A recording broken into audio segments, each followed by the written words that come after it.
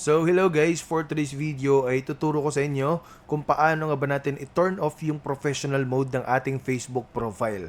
So bago natin simulan yan guys, make it sure na naka-follow, like, and share ka dahil meron tayong free load promo. So pipili po kami ng mga nagko-comment dyan sa comment section na mananalo ng free load. So make it sure na mag-subscribe ka at mag-comment down below.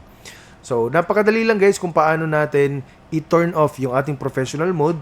So, pindutin lang natin tong picture po natin sa account. Tapos punta tayo sa main dashboard natin or main profile.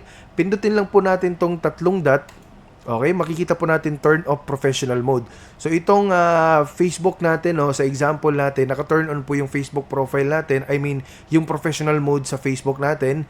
And this time, ito turn off natin. So, pipindutin lang natin tong turn off professional mode.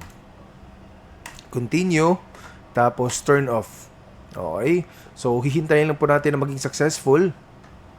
So, pag pinindot natin to ulit guys, okay, makikita na po natin dito na nawala na pong turn off or turn on professional mode. At makikita na po natin na nag-pop up na po yung lock profile. Pag i-refresh natin guys, makikita na po natin ulit yung turn on professional mode. Okay, ayan guys, di ba? So, turn on professional mode. So, ganun lamang guys, kasimple kung paano i-turn off yung professional mode natin. At kung gusto mo namang kumita ng pera online gamit yung Facebook profile, i-turn on mo ulit yung Facebook professional mode mo.